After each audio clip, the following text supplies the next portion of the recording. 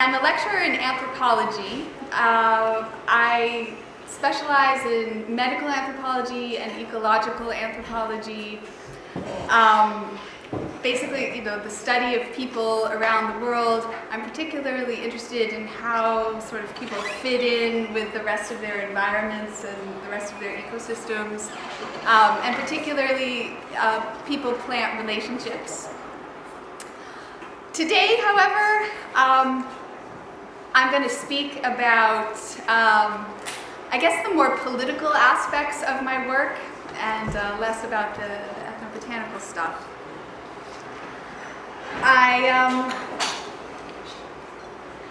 I've had a long interest in the history of medicine and the relationship between the medical profession and colonialism and social control.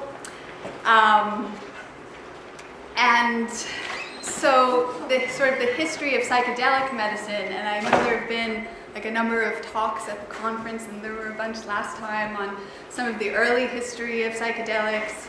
But I think the point has really been made that in terms of the history of medicine, the realm that includes psychedelics is sort of particular interest. And for those of you who were at David Nutt's talk last night, I think we heard about some of the history and the controversy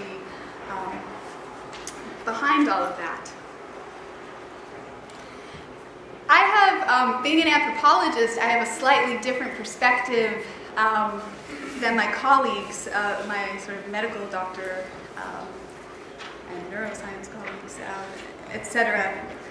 And in my anthropological work, which has mainly been with Mexican migrants and more recently with Rastafari, I have been recently dealing with issues related to citizenship and what I would argue is its counterpoint, and that's sovereignty.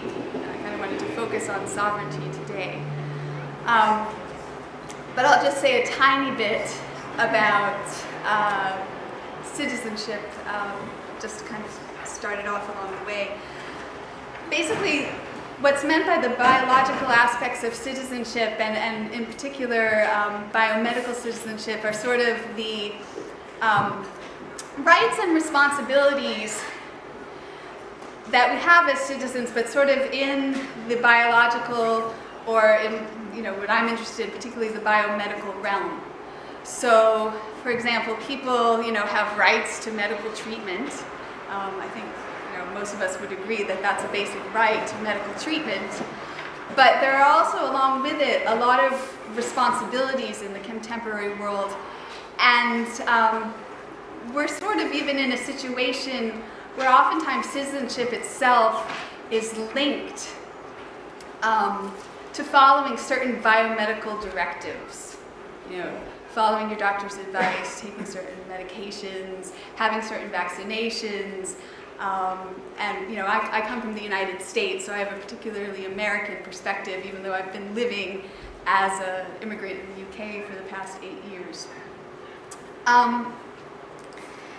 And I'm particularly disturbed by many of the sort of responsibilities of contemporary biomedical citizens because I see them as a threat to health sovereignty.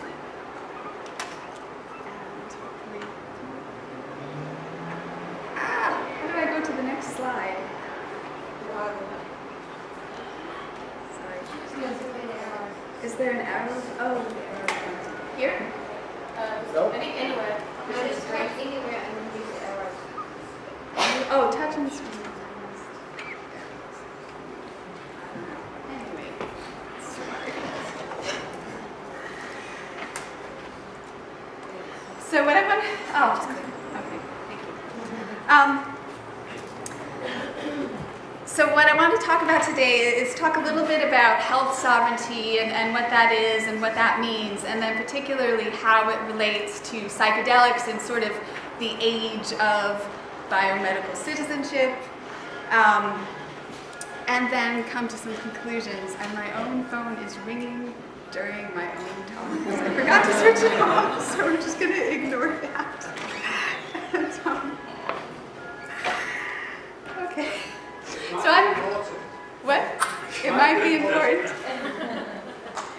might be important, but it stopped ringing, so I'm sure it can wait for 20 minutes. Sorry. So I don't want to go into like all of the definitions of sovereignty that I have come across over the past 18 months or so. I've done like a lot of reading in many different fields in anthropology and philosophy and history and politics, et cetera, and there are many, many different ways that people define sovereignty. Again, I'm an American, so I have kind of an American perspective on it, which is sort of a more, well, it's a little bit ironic because it's not really the case in today's America, but at one point in the past, there was this idea that all people, men and women, are created equal, and we're all, have our sort of own individual sovereignty or popular sovereignty. The sovereign, of course, is like the king, the royal ruler of the people. And so this is, so my perspective on sovereignty is sort of, looking at it sort of in the hands of the people, not necessarily in the hands of the ruling classes or the current ruling structure. So health sovereignty, it's kind of, I don't know if some of you are familiar with the food sovereignty movement. And there's been a lot of discussion on food sovereignty and the importance of people being able to produce their own foods and having access to different types of foods, et cetera, et cetera. Health sovereignty, it's a similar idea. In my field, a lot of it has been applied to the use of medicinal plants. It's this idea that we need to safeguard the right of people to be able to choose medicines, ecologically appropriate medicines, and I mean that, in the really broad sense, like ecological for the individual person as well as for the rest of the society and on outward to the planet. And to be able to choose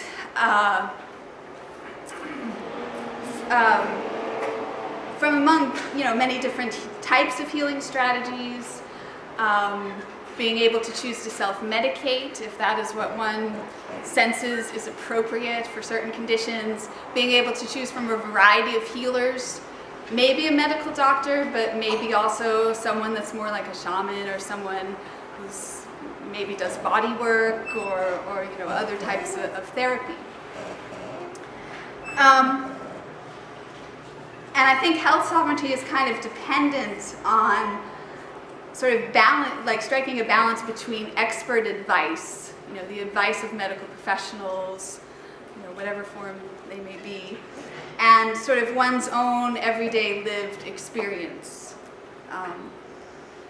Because nobody else is sort of living in your body, and so, yes, a professional who has studied medicine can tell you, have certain insights on how the body's working and what issues might be going on, but ultimately, it's down to the individual to sort of know, or ideally to kind of have some sense of what's going on and what might help. And so health sovereignty, it's threatened by the suppression of knowledge. And again, we've heard a lot about the suppression of knowledge about psychedelics. And how this has had a particularly profound impacts on medicine, on the field of medicine, and it has particularly profound impacts on other fields as well. And also, obviously, the erosion of biocultural diversity. Because, as I said, a lot of health sovereignty, a lot of people being able to produce their own medicines, make their own medicines, take their own medicines, gather their own medicines. For a large extent, we're talking about plants, and so, biodiversity is very, very important, and without it, health sovereignty is threatened.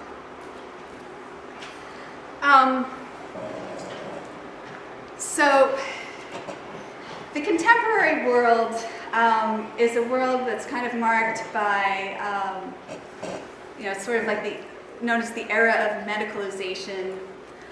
Some medical anthropologists, colleagues in my field, say, well, it's gone beyond just medicalization. We're now in this era of biomedicalisation. So one particular form of, mechanically based medicine, medical theory, medical practice is dominant throughout, I don't want to say all of the world, but throughout much of the world. Many, many people of the world are denied access to this system because they simply can't afford it, or they live in a really rural area and the system hasn't quite reached in there due to lack of funds and funding and poverty issues. But basically the biomedical system is dominant and so this sort of hegemonic force throughout the world, and it's on every continent. And in the biomedical era, what we see happening in terms of like citizenship and sovereignty is that states are giving way to corporations. So colonialism was this sort of state-sponsored endeavor. It was colonial governments who were going out and enslaving people and shipping them around and moving them around and creating this big, giant, global industrial system. And now states there's like evidence, I don't know, at least among social scientists and philosophers, that this power, this sovereignty that nation states were once holding on to is now giving way to multinational corporations, and particularly, like big pharma, big pharmaceutical corporations, among others. And this may sound like kind of a weird idea. If you haven't been exposed to it before, it was kind of a weird idea to me. But there are actually ethnographies written about Asia where you have this rapid development and modernization, post-modernization, whatever you want to call it, happening, and government, there's evidence that governments actually have given some controlled social control responsibilities over to corporations that sort of taken. So basically, the people who work for those corporations become citizens of the corporation rather than citizens of the nation state. Okay.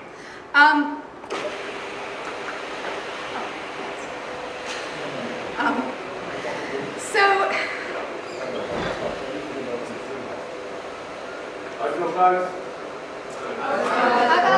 Halfway open. Hands up for open. Halfway open. Hands up for closed. I can't see anybody's hands. Halfway open. Call it away. Take it away. Stop. It's all or nothing. It's all or nothing. Sorry.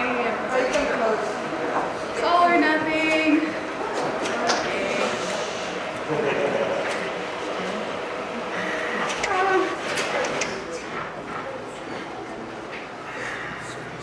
Anyway,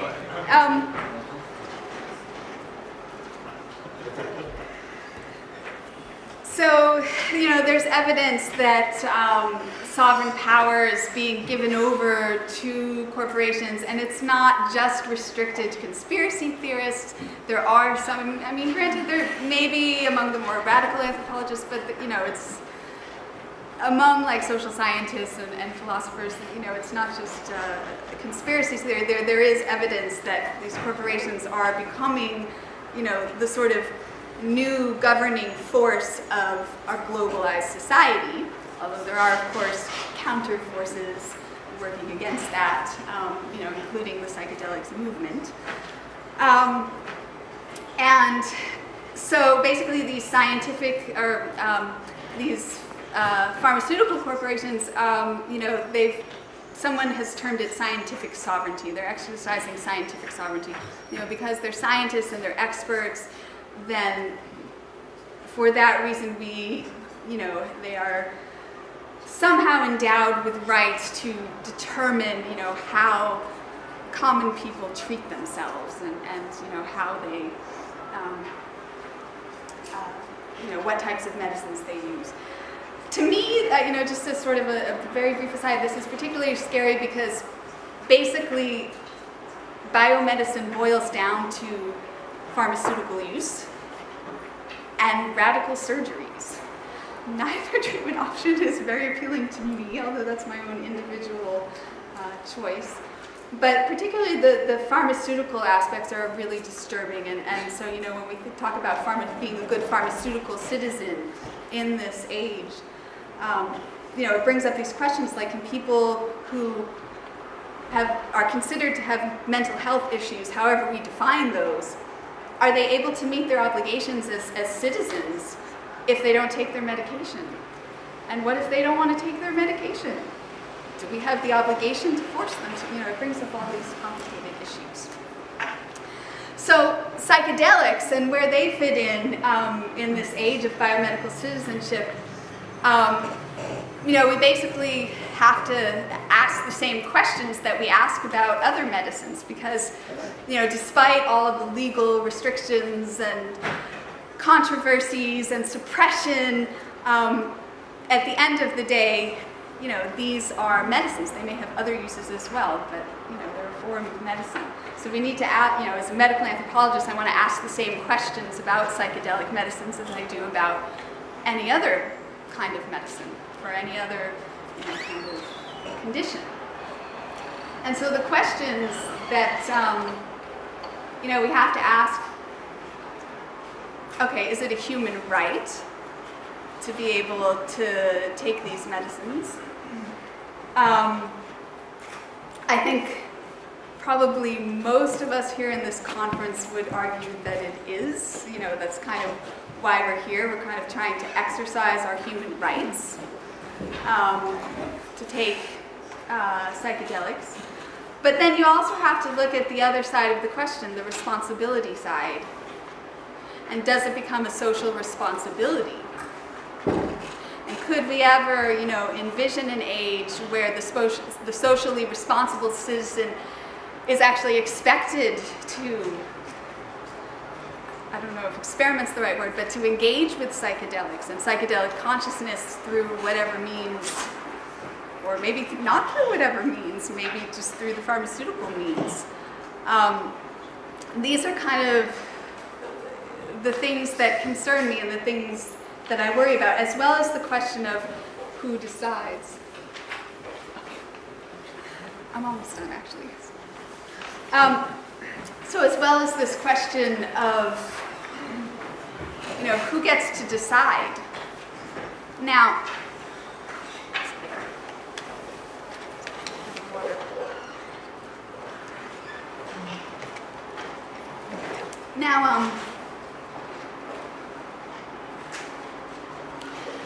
at the moment, there's like a nice little community of what I would consider very, sort of socially responsible, very mindful, like morally responsible medical scientists who, many of them who are here at this conference or Skyping in from elsewhere, who have been working very, very hard to get these medicines out there, as prescription medications and things like that.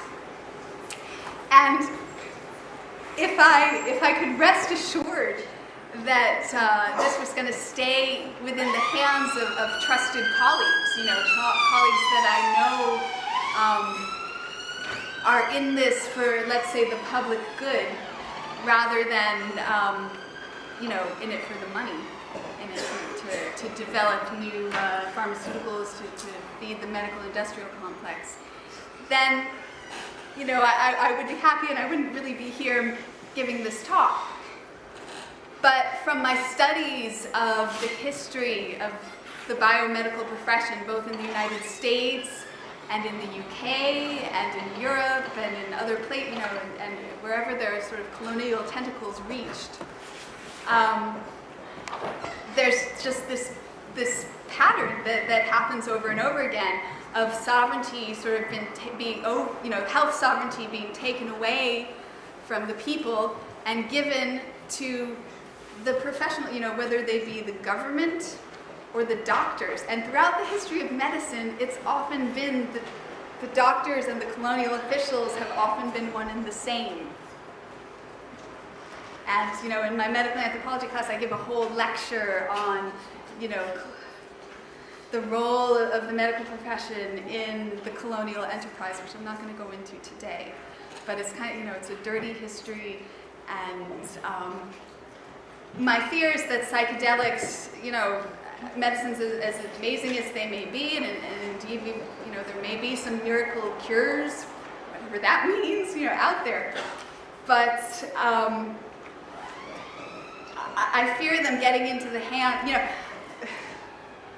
I guess, you know, we've heard about the government fearing these substances getting into the hands of, you know, the general population, and we have a whole bunch of, you know, recreational psychedelics users, and certainly, you know, there potentially could be some problems with that. I haven't really thought it through, but my fear as an anthropologist is actually these substances getting into the hands of the corporations.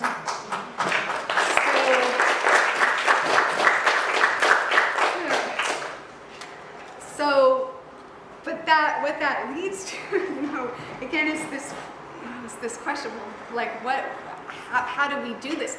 How can we promote scientific research and medical research and stop these research, you know, things that we're researching on from eventually getting into the hands of the medical industrial complex?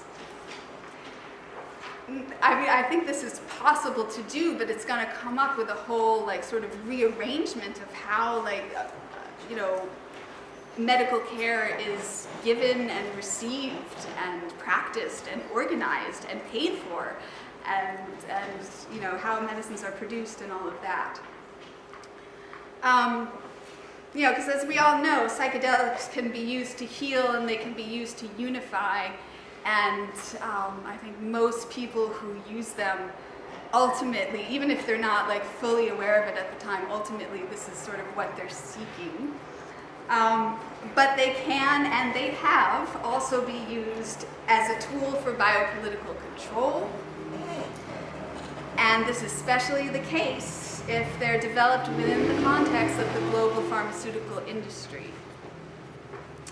So again, I don't know, I guess what I really have to say is just caution. You know, it's great to be, like, excited about, like, these breakthroughs in medical research, but we can't, you know, sort of drop the sort of social organization aspects surrounding it and just, you know, assume that a class of medical professionals and insurance company executives and you know, pharmaceutical CEOs are going to have, you know, our best interests in mind.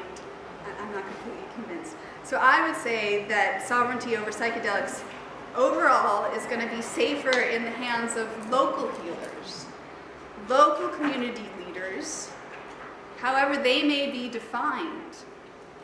You know, whether it's a shaman or whether it's just, you know, the old lady down the street who just happens to know a hell of a lot about psychedelic drugs and psychedelic consciousness and shares her wisdom. Or whether it, you know, indeed it's someone who's gone down the medical profession route and you know, has taken a more scientific focus on it all. You know, there are a lot of good people caught up in the medical industrial complex, including, you know, a lot of good caring practitioners, but unfortunately even the good caring, you know, wise practitioners find themselves under the control of insurance companies, etc. And actually that was more or less what I had to say. I guess there's like 5 minutes left for questions.